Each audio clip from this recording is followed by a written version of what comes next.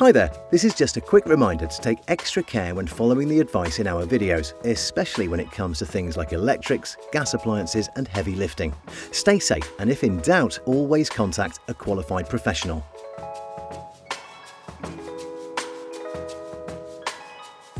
First, check your fridge's temperature dial. It should be set to around 4 or 5 degrees C. Don't open the door too often or leave it open either, especially after a midnight snack when you've gone back to bed. Make sure your fridge is properly sealed. Look out for cracks and tears. If you see any, you might need to get new seals. When your fridge is full, the things inside absorb cold air and help to keep the temperature down. Make sure nothing's blocking the air vents. That's where the cold air comes in, so you want to keep it clear.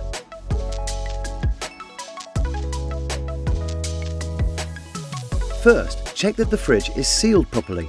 Look out for cracks and tears. If you see any, the seals might need to be replaced. Your fridge can leak if it's not standing on a level surface. Use a spirit level to make sure the feet are well positioned. If you're lucky enough to have a water dispenser or an ice maker, you'll probably know they can sometimes leak. If you do find a leak, check to make sure nothing's clogged up. Have a look to see if there's a leak from the water supply hose.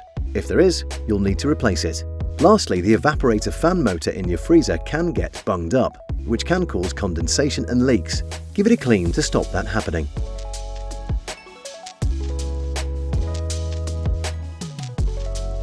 First, switch off the fridge freezer or just the freezer itself if you can. Leave the door open for a couple of hours.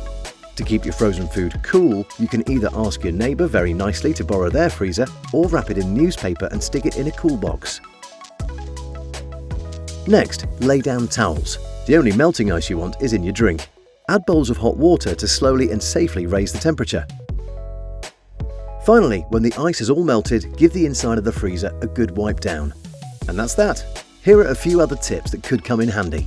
It can take anywhere between 2 and 24 hours to fully defrost your freezer, but you only need to do it once a year. Try to choose colder months so that you can leave your food outside where it won't thaw as quickly. Just make sure it's well protected.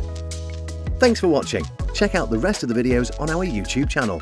Or for more advice on looking after your home appliances, head to the D&G website at domesticandgeneral.com.